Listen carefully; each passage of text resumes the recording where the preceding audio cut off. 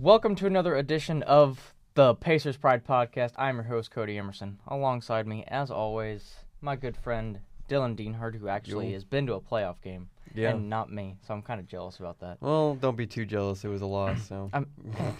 But this is our last week of school. Yes, sir. Thankfully, it's as these weeks kind of get closer and closer, you just want to go home for the summer. Yeah, do you have any big summer plans or anything? The only thing big I'm doing is going to visit my brother in Georgia next Friday for like a week. So that's my vacation. Then I'm right back here for summer classes. So. Oh, yeah, I forgot you were taking summer classes. Yeah. I'm sorry. I'm taking a couple online, so I don't have to be here, thankfully. Yeah. Hopefully I have a radio job lined up when I get back. I'm going to go talk with the guy and see what we can work out. But hopefully I have a job lined up. Hopefully. But, yeah, going to be hopefully doing that. Don't know what I'm going to be doing much else. That's probably it if I get that job, because build resume and stuff like that. But we're going to talk game 4, 5, and 6, and then preview game 7 today because the Pacers did force a game 7. Spoiler alert. Yeah, I mean, I think most people know if you look at our Twitter, or 2, if you've just been browsing the internet. Yeah. I mean, you know that the Pacers and Cavs are playing a game 7 today, so we'll look forward to that later. But we're gonna recap game 4 real quick, and then game 5, game 6, and then preview game 7. So let's dive into game 4. Dylan, I'll let you have the floor for this one since you went to game 4 and didn't come out the way you thought or you would have liked, but. No, it did not. It was coming off the magnificent game that was Bojan Bogdanovic. He did not have nearly the same performance he did in Game 3. We did see a resurgence in Sabonis, though. He played very, very well in the minutes he was allowed. He was our leading scorer. Yeah, and he has been the last 2 games, but not Game 6. Overall, it was just another bad Vic game. He was 5 for 20. He was taking a lot of dumb shots. He was trying to do the shots that I had criticized him for up until probably Game 6, where he just runs up to the three-point line and shoots it with still roughly like 18, 17 seconds on the shot clock. And he hadn't found his rhythm. I think he was just trying to force himself too much, and that led to some bad possessions offensively for the Pacers, which meant they dug themselves into a hole. They never really were too far out of this game. Largest deficit, I think, was like 10, I think, at one point. But they came back with the third quarter, like typical Pacers fashion, but then couldn't get the job done in the fourth quarter. We got some more Lance moments, holding the ball up like it was Simba from Lion King after he stripped it from LeBron. I think that's been one of the key Lance moments so far in these playoffs. I mean, there's been others which, I'm going to talk about it. 6 was like full of like 5 of the best ones. We're going to get in the controversial call for a second.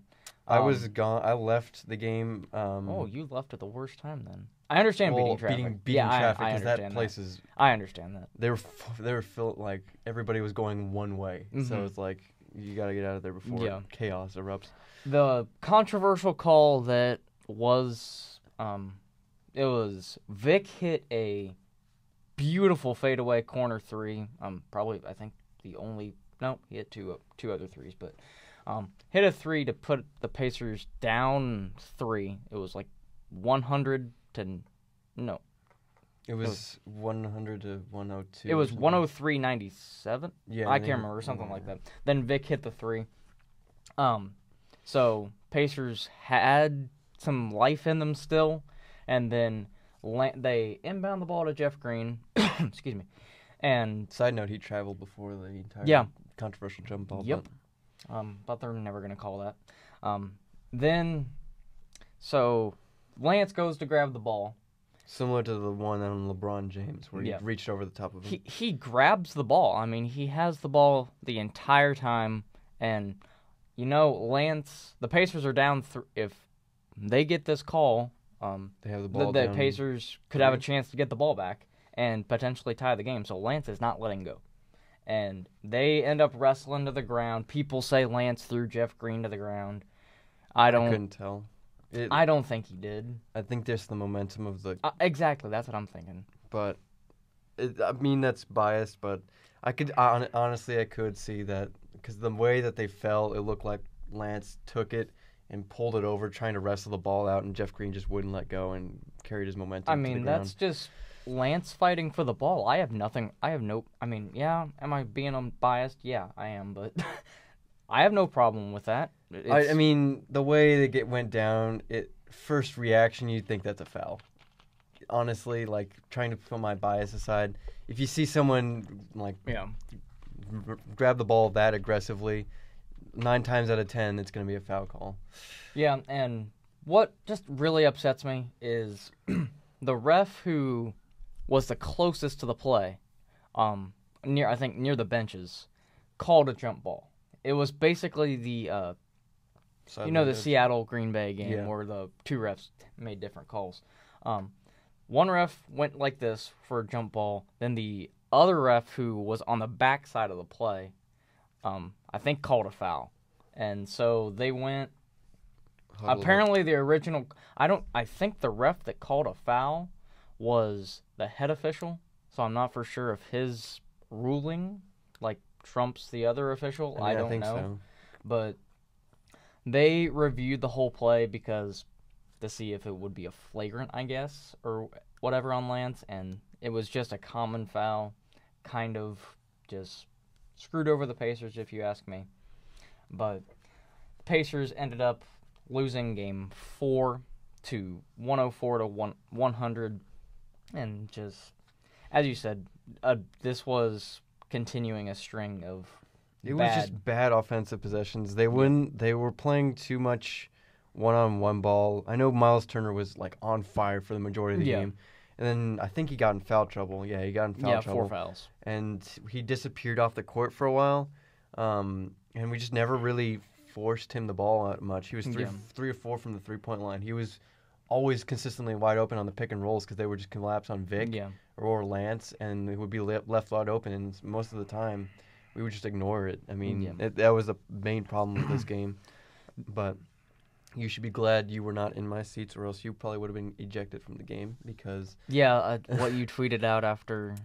I've also like to mention that there was a guy that every time LeBron scored the ball, and he was like, "There you go, there's the king, every single time. Yep, I would have been thrown. Yeah, and plus the drunken Ric Flair right next to me was screaming in my ear, loud enough that it was ringing after the game. So... Yeah, I mean... You can't... that was also the phrase. You can't do that whenever LeBron James got fouled. Would just be, you can't do that. You can't do that. Some crazy Cavs fans, I guess. Apparently, I found this one section where there was like 15 Cavs fans all around. Well, some of them were actually funny, but there was like one drunken guy who was like, "Hey, LeBron, get your maxi pants." Wow. So yeah, the upper sections are where the real fans are at. Yeah. So they sit up there because they can heckle all they want and can't and usually won't be heard. But breaking news: George Hill is active for the Game 7 against the Pacers. Darn. According to Ty Lue. Active. That doesn't mean he'll start. That's just what Bleacher Report says. So will be active. So could come off the bench, could start, but I had a feeling he was going to play anyway. It's a Game 7. I don't care if you have to battle through injuries, but darn, he's playing, and of course, watch him have the game of his life. But the Pacers fell to the Cavs 100 to 104. This was the coming out party, I think, for Sabonis because he's played phenomenal ever since. Because no one off the bench can defend him. Yeah. I mean, they've tried to bring Tristan Thompson in, which was, the first game of Tristan Thompson, he did absolutely nothing. He was there for a good 7 minutes and then went back down to the bench to think about how he cheated with Chloe. But Sabonis took him to school. No one on the Cavs roster right now. Maybe Kendrick Perkins, if they get that desperate, can really. No way they throw Kendrick Perkins. But no one on this offense can stop Sabonis, and he's having his way. He's finally realizing it, and so he's finally just it's just give the Sabonis the ball and let him go rampant. What also killed the Pacers was, and has killed the Pacers, I think, for years now, Kyle Korver, even when in his days in Atlanta, had 18 points, 4 threes, 6 free throws. So when Kyle Korver plays well, knock on wood, he doesn't today. Yeah. God, he's like I put a tweet out like a while ago, but I feel like Kyle Korver's joined the list of Nikola Mirotiches. They're just people that play better when they're against the Pacers for like no discernible reason. Yeah, it's that, and know. we've had some troubles from game 2 to 4 with closing out on Kyle Korver on offensive rebounds, but we finally realized that hey, someone should probably be on him if there's an offensive rebound as of game 6. So hopefully that translates to 7. Yeah. So we're gonna talk about this win for the Cavs, tied up the series at 2. Going to move on to Game 5 now, which was not fun to watch, really. Especially the end, because LeBron being LeBron. If you don't know by now, if you don't watch any form of ESPN or anything like that, which if you don't watch ESPN, I don't blame you. But I don't understand why you still do it. It's like I watch ESPN. I don't watch Fox Sports. You watch too much of everything. I don't mind First Take. I don't mind that. I actually respect Stephen A.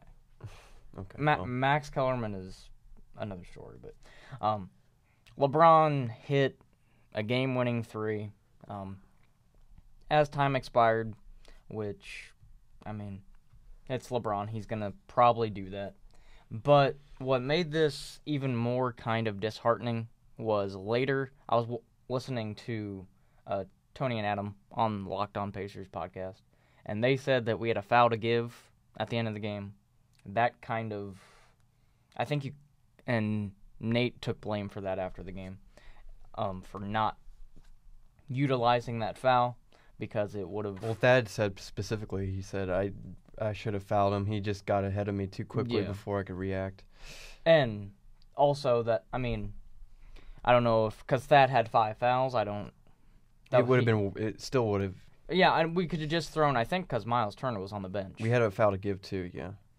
Yeah, but Thad would have probably fouled out and could have thrown in we could have thrown Booker would have. Booker or Miles or someone. Fine, yeah. But couldn't, and LeBron just caught the ball, took 2 dribbles to his left, and rose up and drained a 3 to send the game to final.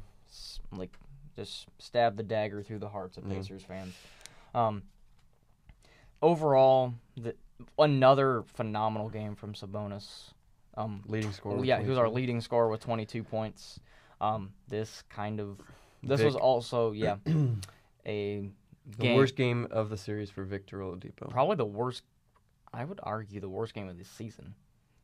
I could argue that. I'd have to look back, but... Yeah, I mean... Probably in terms of the importance of the game plus the performance. Like shooting. I mean, like I'm saying, like combined with the importance of the game plus of the outcome, I would say maybe, it's the worst game of the season. I mean, but he did have an impact on the... Vic went 2 of 15. He hit 7 to 9 free throws, so he went to the line a lot. And he also had 12 rebounds, so he was making an impact there. Yeah.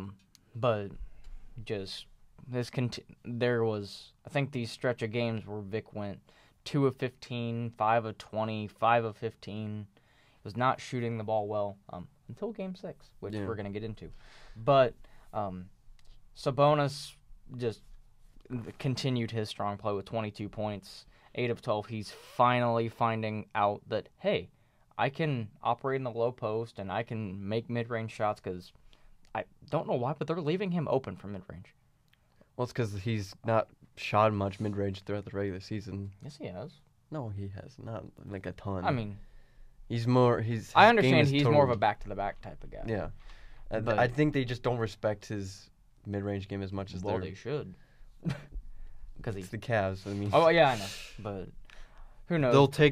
Long story short, they'll take that shot over back to the basket, I think. I mean, yeah, I would too. So, but LeBron just put on a phenomenal performance. What do you want him to do?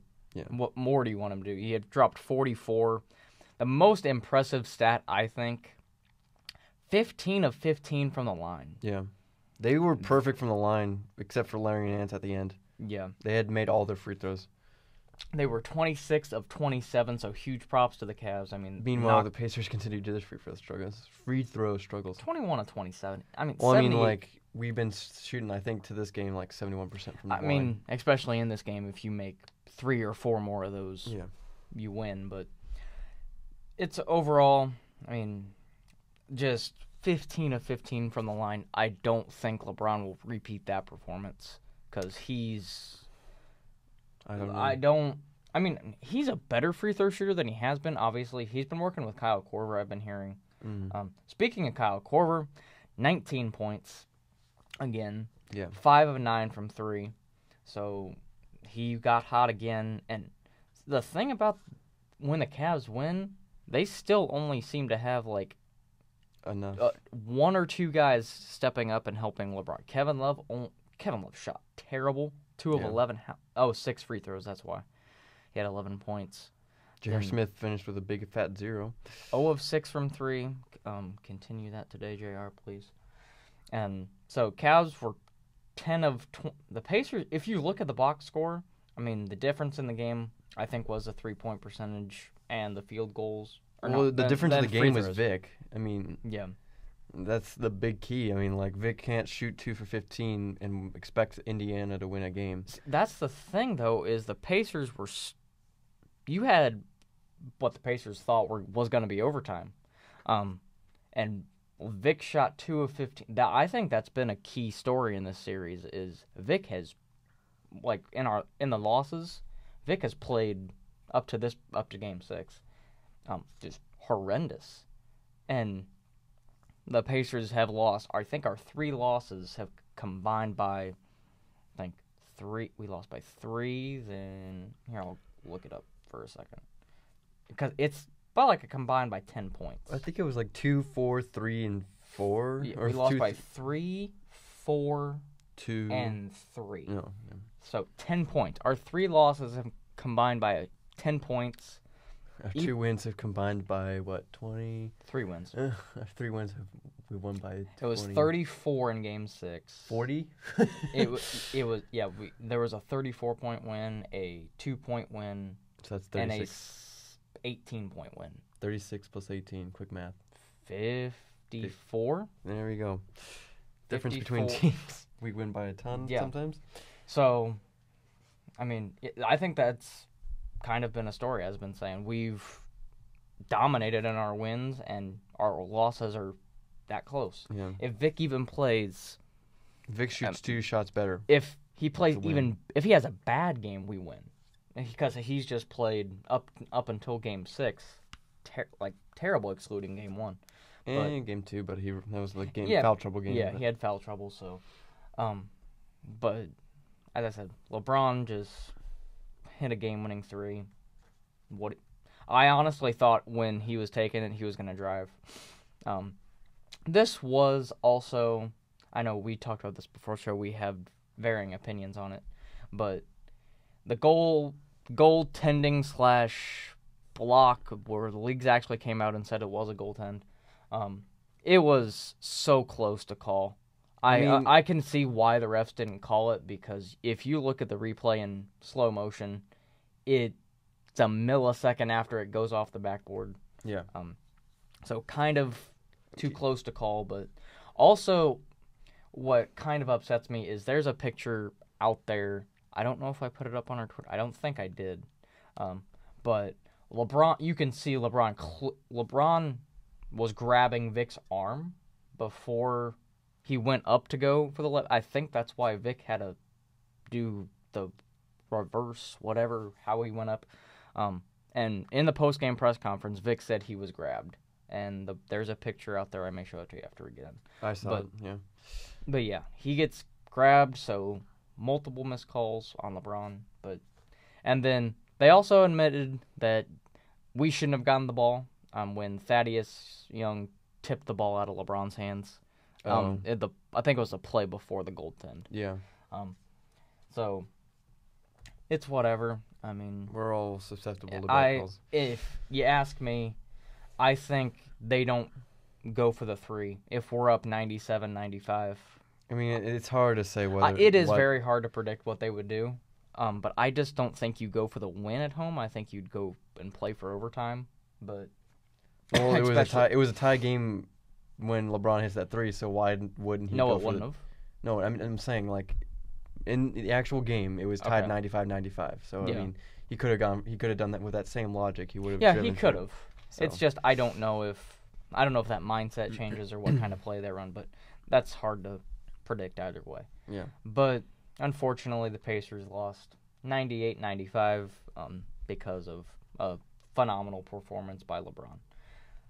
Now let's talk a Pacers win because it's always fun to. Yeah, this is exciting. And this, as I shared this article that I wrote for Blue HQ Media with you guys.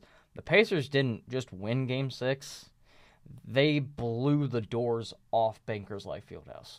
Yeah, because they won 121-87.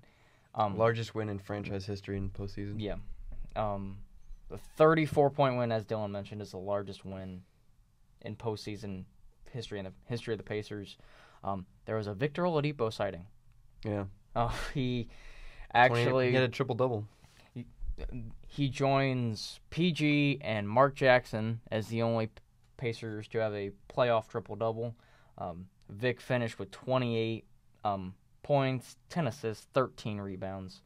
We also saw some GR and TJ Leaf. Yeah, you know it's bad when we're playing TJ Leaf in the playoffs. And Joe Young. But I was over at our good friend Alex's house, and we were just going ballistic at this game because it was such a fun game to watch. All five starters scored in double figures. Every Pacer finished with a positive plus or minus. Sabonis with a plus 28, Vic with a plus 26, Lance with a plus 28. You know when Lance gets a plus 28, yeah, everything's going right. But this was just a phenomenal game to watch all around. Pacers shot 56%. And they shot 50% from 3, 15 of 30. Once again, the free throws 8 of 14, not the greatest, but it didn't matter at this game. Yeah, it didn't matter. Just Kevin Love was a non-factor. Jose Calderon, they don't seem to play him much anyway. Kyle Korver wasn't basically anyone except LeBron, which you could say we held LeBron in check in this game. Yeah. And let's flat out, LeBron looked tired throughout the entire game. I can see that because he's been having basically he's played the most minutes of anybody in the playoffs so far. That doesn't surprise me one bit. No. That's why they basically... He sat out the entire fourth quarter. Ty Lue pulled the plug to begin the fourth quarter. He's like, there's no point. Yeah. And that's why LeBron only played 31 minutes. Pacers outscored the Cavs in every quarter. And it was just phenomenal. Just an all-around great performance. Yeah. And I'm hoping, though, that... This game is all well and good, but you had to take this exact energy and put it into I'm hoping they didn't use all of their energy. That's what I said in the tweet. I'm like, all right, guys, this is all good, but save it for tomorrow. Yeah, it'll mean nothing if they don't win today. Yeah. Because I think they have to come out with this exact mindset. You have to play. You have to scrap for everything. You have to defend like it's like 1 minute to go the entire game. I'm not saying the offense has to play as well. I'm just hoping the defense continues to play this phenomenally. Because if we pressure them, like we were pressuring like whoever the point guard was, Clarkson or Calderon, at like as soon as they crossed half court, like Vic or Thad would meet them and then just pressure them. And that in the beginning of the game, that got us a lot of steals, and that's what led to a couple of Victor Oladipo dunks.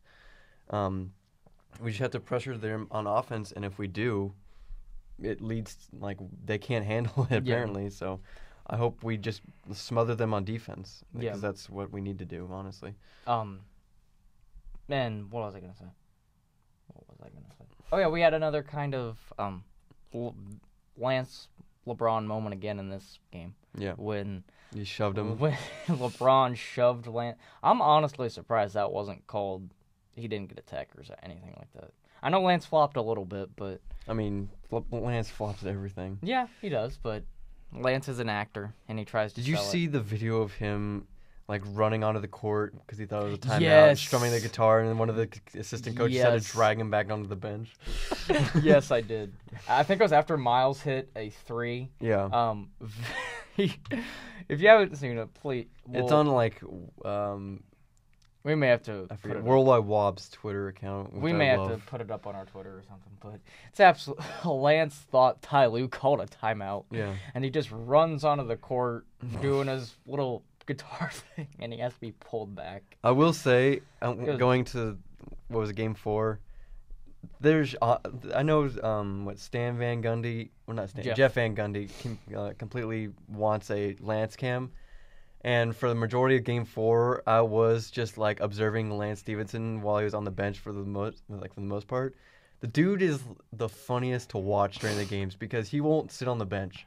Oh yeah, For the most part of Game 4, he was standing on the sideline, on the baseline, yeah, just whipping. He had one of these towels that he got from one of the fans and was just whipping it on the ground and on the floor. There was one point when Vic fell to the ground and the Cavs were running on yeah. transition. I saw he went back and Lance Yep. threw Vic up and pushed him down the court. that. I mean, as I said, I think I tweeted out after Game 6 when he said, "I fear no man," or he has post game Yeah. presser with JJ. I retweeted that. He has to be up there as far as the most entertaining people in sports. Yeah, I mean, well, he's getting a jersey De- retired no de- matter depending on your thought, I guess. I mean, Yeah. if you're a Pacers fan, obviously he's Yeah. one of the most entertaining. If you're a Cavs fan, you just what. Most irritating. yeah. But either way, He's could one of be- those players you love to have on your team. You hate to be Yeah. play against. and he only plays well in Indy. Yeah. It's nowhere else he has played. We've talked he went to New Orleans, Charlotte, and just He every. went to. He went to Charlotte. He had the worst year of He his went to career. Memphis. Yeah. That's where He went. played well in Memphis, and Memphis, I think, was about to give him sign him for the rest of the year or a Yeah. 10-day contract or something, and they didn't. And thank you, Memphis. Well, he would have come back to us anyway, honestly. Yeah. But it's great to have Lance. He's arguably my second favorite Pacer. I'm throwing Vic up there, but I know he's probably your favorite. Oh yeah, without a doubt. It's just the antics that he does, and every team, and I'm trying to think of who this would be, maybe on the Cavs, but every team needs that kind of energy / guy to get in. I think Larry Nance is probably there because when he gets a couple buckets and gets a roll, he can get it enthusiastic. Oh, speaking of that, well, not speaking of Larry Nance, but did you see Tristan Thompson in Game 6 almost go at it with Lance? Oh, that's why I tweeted. I'm laughing my ass off. Yeah. That Tristan Thompson's trying to act like he's tough when he sat on the bench for the last 2 games. I can't remember what Lance. What? He just stared at him when he went to a free throw line when he got a free throw or whatever. Okay. I can't And remember then- what happened, I don't know but what Tristan Thompson looked like he wanted to fight. Yeah. Speaking of fighting, I'm gonna throw it back to I believe Game 4, I think, the jump ball. Jeff Green hit. I don't know if you saw his post game comments on Lance, but obviously he thought Lance threw him to the ground and shouldn't have happened. He's like, "Oh, if he wants to fight, there's a parking lot out back." I'm like, Jeff Green. I would take Lance in that fight. I'll take Lance over anybody. Yeah. I feel like Lance fights dirty, so I mean that's already got him going He for him. grew up, I think, in what? Didn't he grow up in New Brooklyn. York? Yeah, Brooklyn. So you don't want to mess with the dude from Brooklyn. Yeah. So, but just God bless Lance Stevenson. And let's hope he shows out today. It's on the I road. want good Lance, not bad Lance. Don't Yeah. force the issue. Just play within yourself. Yeah, I think he has kind of all. I don't think we've had too much of bad Lance in this series. Well, the losses have predominantly been, but yeah, we've had a fair share of good Lance. Yeah, more good than bad, I would think. Yeah. So now we're gonna preview the most important game, obviously, of the year for the Pacers. Yeah. Just kind of a little bit. Game, as I put in my article, also, I think these are the best 2 words in sports. Game 7. Nope. I'll still say I think it's the 500. I forget what, like, start your engines for the 500. that's up there. I mean, Yeah. for people in Indiana. Yeah. But Game 7 is today at 1 here in about ABC. an hour or so. Hopefully we get Mike Breen. I think we do, but I think Mike Breen, yeah, probably Van Gundy and Mark Jackson, maybe. I hope so. I love Mike Breen. Because I can't watch Fox Sports Indiana, unfortunately. So, Game 7 today. We're gonna make predictions. I think we're riding too much momentum. I could see that. I think momentum is. I'm a huge believer in momentum. You could say we had momentum after Game 1 after our 18-point win, but we've won in Cleveland before in this series. I know it was Game 1. And I don't think Vic plays like he has. I think Vic finally found what's going for him. He's driving to the basket a lot more. I mean, he was hitting his threes, but they were timely threes. He wasn't just running up the court, as you said, and taking them. Am I picking with my heart?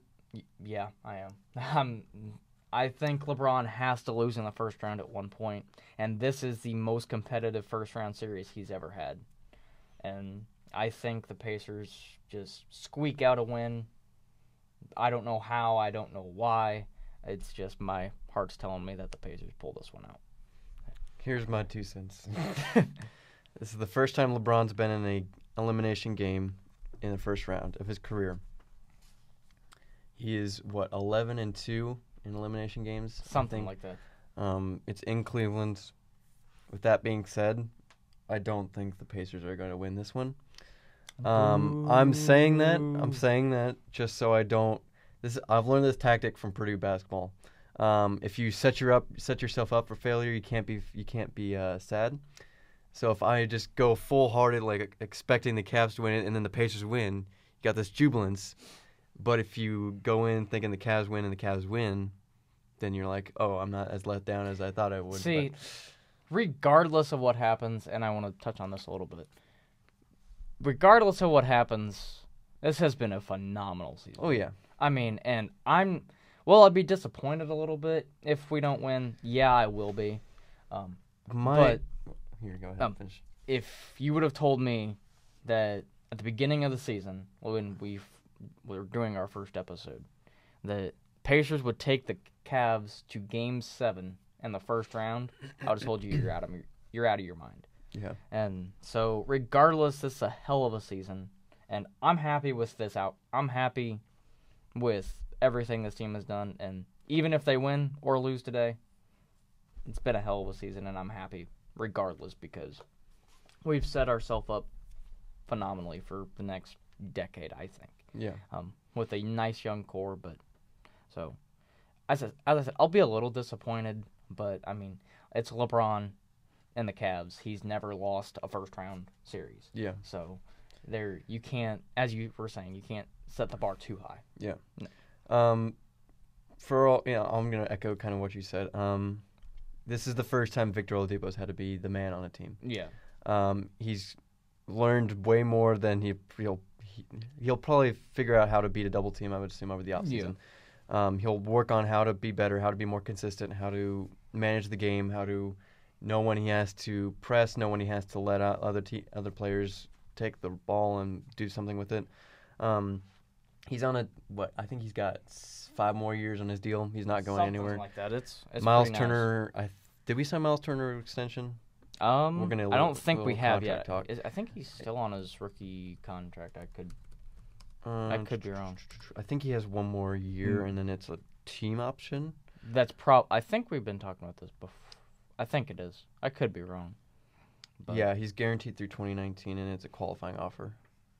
Okay. So he's going to be on the roster next year for sure. Oh yeah. I'm just going to look at the Pacers total. Sabonis is there. He's still on his rookie deal. He'll be there for another couple years. I think DC's there next year. Here, I got it now. Okay, the only players that are not going to be guaranteed next year are Glenn Robinson and Edmund Sumner. I think That is a player option. Oh, sorry, yeah. Is that a player option? We have team option on Lance and Sabonis next year. Joe Young has a team option. Thad has a player option. Okay, so. As well as Corey Joseph. So, I wouldn't be surprised if Corey and Thad leave, honestly. Mm-hmm. I think we'll pick up the team option on Lance. I think we'll re-sign him to an extension, too. I think we'll pick up Sabonis. And I don't know about Joe Young, but that's not, in the grand scheme of things, a big deal. Yeah. But I think we go out this offseason and get a small forward. Yeah. I kind of want Otto Porter. I think he kind of fits the... He just signed, because we were talking about this Did he sign it? Yeah, he signed an extension with Washington this offseason. There are a couple out... we could get LeBron. Sure. We could tie this into the poll we put up. Actually, that's what I was about to check. It was 63% no. That's the last I checked. I'm surprised the reaction this poll. It was. I didn't expect over 100. 61. 180 votes. 67% of you, so 2/3, said no. 33% of you said yes. And this got a lot of people retweeted it and stuff like that, and people have varying opinions on it. My personal opinion is, if he were back on the Pacers, I would not root for him. I would root for the team, obviously. I would not root for his success. Because if you ask me, do I want him back? No. I understand. I agree with, there was one person in the comments that I completely agree with, in that he's regardless of his past and... Yeah, I will agree. He's perfect player for that. I agree. But I just don't think he would or even want... someone like Joe Ingles. That'd be a good small forward. I'd take Bogey over Joe. But I think Joe is better defensively and more consistent. Sorry, Bojan, but... No, that's fine. He is the perfect fit, but I don't think he'd be comfortable playing. He kind of did it this year. And I don't see the Pacers doing to Vic what he was already just came out of from OKC. Yeah, because if PG comes, he would be option 2 or 1A or however you want to phrase it. You know what? I'm just spitballing here. I know the Celtics are rather what's the word I'm looking for? Reluctant to trade anything, honestly, or else we would have had 4 draft picks this year for PG. But right now on their roster they have Hayward, Tatum, Brown, and Ogilvy, I think. Ogilvy, all I think play small forward. Yep. I would take a Tatum or a Brown. They're not giving up Tatum. But you got 4 of those guys. You're not going to be able to pay them all. Oh yeah, I understand that. I think the most guy they'd be maybe wanting to part ways with. Well, yeah, obviously Ogilvy, but I wouldn't. I haven't seen much of him, or anything like that. I would want Jaylen Brown. I'm trying to think what will we have to give up. Yeah, that's the thing. Is what do they need? Bigs? Would you trade Sabonis for Jaylen Brown? No. Not even if EK turns out? Because I think we have to keep Sabonis on the roster, because if Thad chooses to take his money and go elsewhere, which that's well within his right, I think Sabonis or Turner you could move Turner to the 4, Sabonis to the 5, or Sabonis at the 4 or something like that. I think that could be Okay, with that being said, would you do Thad? Thad and GR, or Thad and Poitras, or Thad and some young guy? I'd do that. Thad and Joe Young? I'd do that. And a draft pick? Yeah, I would for do Jaylen Brown? I would do that. I don't know if the Celtics would do that, but... that is up there. He's 29. But he'd be... I think he's better than, Marcus Morris, or... Did they put, Baines in small forward? I think they next to Al Horford? I think they... It makes them smaller. They put out Horford at the They 5. may play Marcus Morris at the 3. No, he came off I the don't bench, know. I think. But he's like Thad Young's better than Marcus Morris. Yeah. I would do that. I mean, I don't know how much of an upgrade that would be for Boston plus how much see, I don't know if they would do that, but I would be on board for that. Yeah. Because Jaylen Brown, one, is a heck of a lot younger, and or even Jason Tatum. I don't think they're willing to part with Jason Tatum. I just he's played phenomenally his rookie. If it wasn't for obviously Donovan Mitchell and Ben Simmons just exploding, he should be talked about in Rookie of the Year, but it's not going to happen obviously since those two. Yeah. But Jason Tatum has a bright future, and if they're stupidly willing to part ways with him, I'll gladly take him. Yeah. But I don't think that's going to happen. Yeah. But we can it's going to be intriguing this offseason. We may do I still think we're one player away from seriously contending. Yeah, I do too. Because you have Vic and you have I trust Pritchard with all if he does not win Executive of the Year this year, I'll be kind of upset. And next year we have, I think our total cap is $92 million. So we have space. We have money to spend. Yeah. Also, the rumors are we could go after Aaron Gordon. I'm not high on that. Yeah. Because he could work out. All he can do is dunk. What? Well, I mean, he's trying to be developed.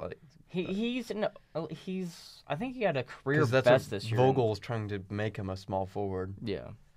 And trying to get him to, but he could be the attacker that we need on offense. Yeah. But because we couldn't kind of use a slasher and then open it up for Vic. Yeah, we'll see. It's gonna be a really interesting offseason to see what the Pacers do. Hopefully the offseason doesn't start today, because I think we're not going to talk about it. But if the Pacers were to win this, they would play Toronto, which I'm not saying anything, but I mean if we beat the Cavs, honestly, I think we could beat anyone. But I'm not going to go that far in predicting game-by-game matchups and stuff like that. But the winner of this one plays Toronto, so that'll be another tough test for either team, really. Is that? Yeah, it's about. I think it's as much as we can do. Yeah. Before we go though, this is our last show of the year. We're gonna, as we said, we'll probably maybe try and do. I'll probably do some live solo shows here. Since I'm up here. Yeah. That'd be fun. Or I can get you on the phone or something. I don't know. Whatever you want to do. Yeah, we could work something out. Because this is my last show here. Dylan will be here with his classes during the summer. Yeah, I'll be back May 14th. so I got stupid law class. Have fun with that.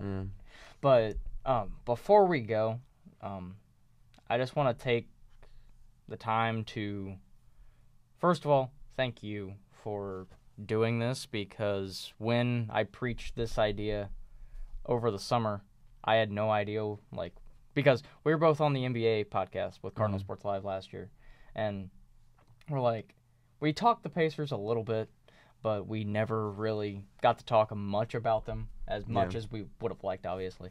And so I was like, why can't we do a Pacers show?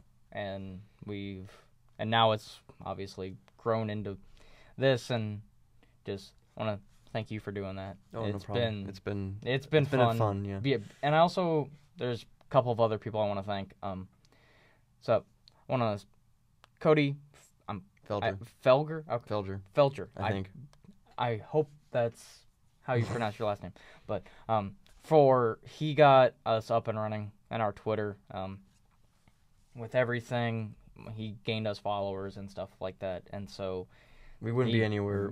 We wouldn't be here without him. Yeah, honestly. And then also Ian Henson, also for Indiana Sports Coverage, who has started to live tweet our games because we can't. Our busy college schedules. As much as I would love to sit down and just live tweet a Pacers game, and both of us have other responsibilities. like graduating college and stuff like that. So That's next year. Yeah. I'm not on that train yet. yeah. So thank you to Ian for that. Also, no, you're not listening, JJ, but thank got other you. important things to Yeah, do. he's obviously doing some more important things with the Pacers right now. But Thank if you you. are, hey. Thank you for coming on to our show. It was a blast talking with him. When we started this, I never thought that we'd get the chance to talk with a Pacers sideline reporter. Pat Boylan is in the works. We may do. That might be beginning of the season. That'd be a good beginning of the season thing to talk with him about. We could, yeah. Next, like August next year.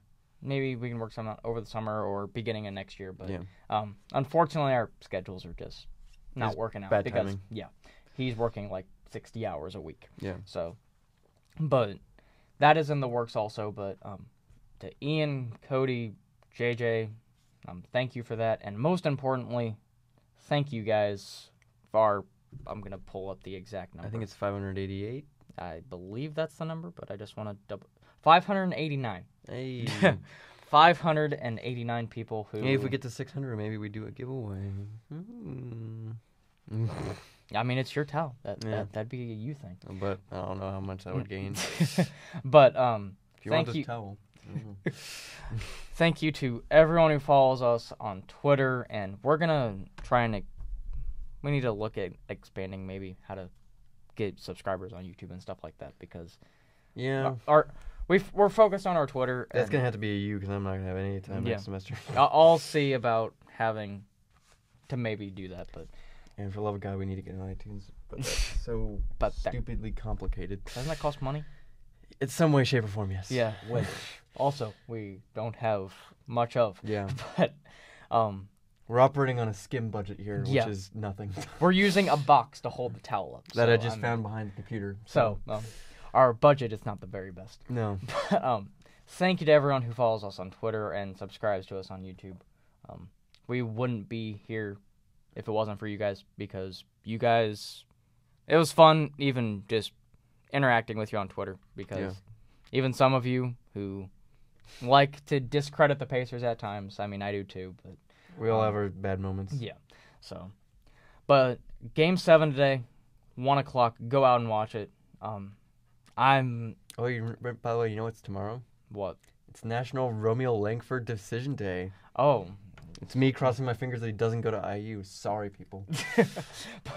But that's tomorrow, I guess. I don't know.